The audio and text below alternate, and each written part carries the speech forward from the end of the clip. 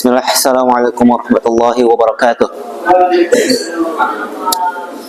So here I will give you something about the vision of Steve Jobs. When we speak of Steve Jobs, we don't just speak of a businessman or an inventor. We speak of a visionary whose primary goal was not merely to profit but to fundamentally alter the human relationship with technology. His ultimate vision was encapsulated in one audacious phrase: to make a dent in the universe. He saw that the tools of creation, the personal computer, the phone, the tablet, were too complicated, too cold, and too ugly. But his mission was to fuse the stark power of engineering with the elegant beauty of the liberal arts, making technology disappear into the experience. This is the story of that uncompromising vision. We move to the first chapter, the intersection of technology and the humanities. The foundation of Jobs' vision lies in his realization that the future would be owned by those who could combine hard science with soft beauty. He never considered himself a pure engineer like his co-engineer, Steve Wozniak. Instead, his genius lay in connection. This epiphany began in his youth, most famously during his time auditing a calligraphy class after dropping out of Reed College. He admitted that at the time the class seemed useless, but years later, when designing the Macintosh, the knowledge of typography, spacing, and visual harmony became the difference between a functional machine and a delightful one. It's why the Mac was the first computer with beautiful fonts and proportional spacing. He realized that the human desire for aesthetics, for things to be beautifully made, was just as important as the functional requirements. He often described Apple as being at the intersection of technology and the liberal arts. For him, a product was only successful if it had the power of a microchip and the elegance of a poem. He believed that the value of the 21st century lay in his collision. He wasn't just building electronics, he was building cultural artifacts that people would love, care for, and integrate into their daily lives. And now we moved on into the second chapter. Radical simplicity, the power of no. Perhaps the most recognized trait of the Jobs vision was his fierce devotion to simplicity. But his simplicity wasn't a lack of features. It was the ultimate sophistication. It required incredible work to remove complexity and friction for the user.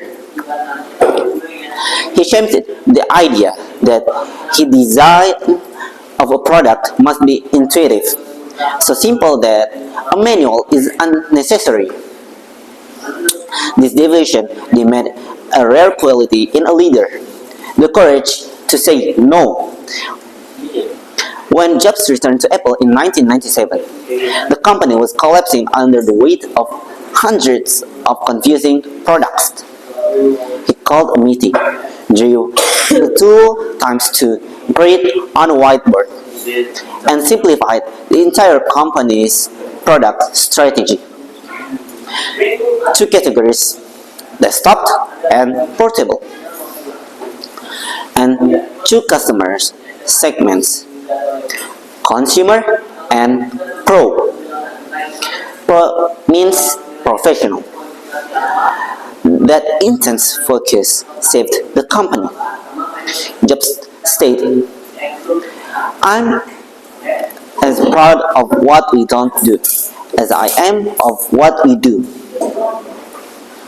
He understood that complexity distracts. The core vision demanded relentless focus on the one or two things that mattered most. Consider the first iPod. It had only 5 buttons and click wheel. Its beauty lay in the features that were stripped away, leaving only the essential experience. 1,000 songs in your pocket. That's their what they called their iPod in back then. We move into the third chapter, owning the end-to-end experience or the whole widget. Jobs' vision was fundamentally opposed to the business models of his competitors. Dell and Microsoft focused on specialization. One made the software, the other made the parts. Jobs believed this created disjointed, fragmented, and frustrating products. He insists that Apple had to control the entire end-to-end experience or the whole widget. It means from the software into the hardware and the surfaces. The Mac. Apple designs the hardware and the Mac OS, ensuring they work together flawlessly. The iPod. Apple made the device. The iTunes software that loaded the music. The iTunes Music stored and sold it. It was a perfectly integrated ecosystem. The iPhone, the ultimate expressions of the whole widget. The touch of hardware is custom built for the iOS operating system, which is built for the App Store Surface. This control allowed Apple to deliver the seamless, high-quality experience that his vision demanded. It was a refusal compromise. Even if it meant being a closed system, he believed the benefit to the user was worth the trade-off. Jobs even extended his vision to the physical space. When Apple opened its own retail stores, it was to control the final mile, the last touch point with the customer, ensuring the experience of buying and getting help was as elegant as the products themselves. Then we moved into the fourth chapter, anticipating the future, the reality distortion field. A key part of the Jobs vision was his famous skepticism of market research. He believed in what he called pushing people's imagination. A lot of times, people don't know what they want until you show it to them. The iPhone is the quintessential example. When launched in 2007, the market was dominated by BlackBerry and stylus-based devices. No customer survey would have asked for a $500 phone with a virtual keyboard and no physical buttons. But Jobs envisioned the future of mobile computing and built a device that revolutionized. And the other example is when they launched the iPhone 3G. And the next year they launched the iPhone 3GS. Maybe at the year when iPhone 3GS were launched, it may seem same with the previous, but when The next year, Apple launched the new software that unlocked the full potential of the iPhone 3GS. So people would think that they have to upgrade their phone. He employed his infamous reality distortion film, a powerful mixture of charisma, persistence, and demanding standards that pushed his teams to the seemingly impossible. The RDF was his method for translating an abstract vision into a concrete reality.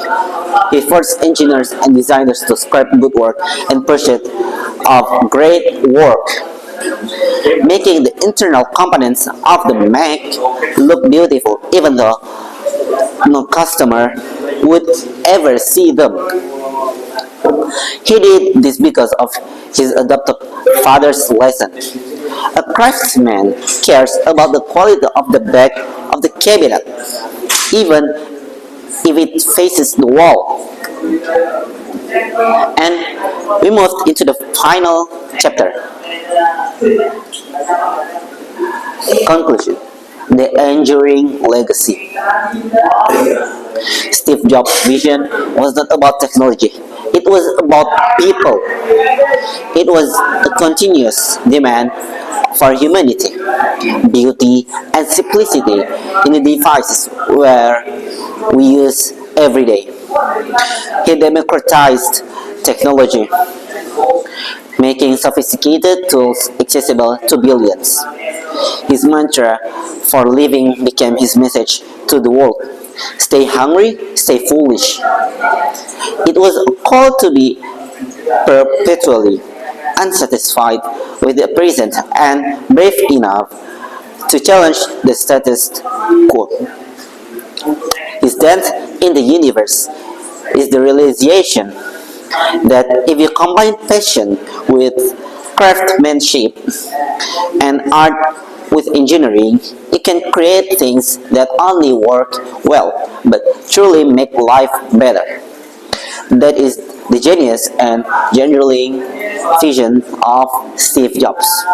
That's why we are now seeing Apple as a big company. They are unmatchable at the cost. Maybe that's all from me for the vision of Steve Jobs. Assalamualaikum warahmatullahi wabarakatuh.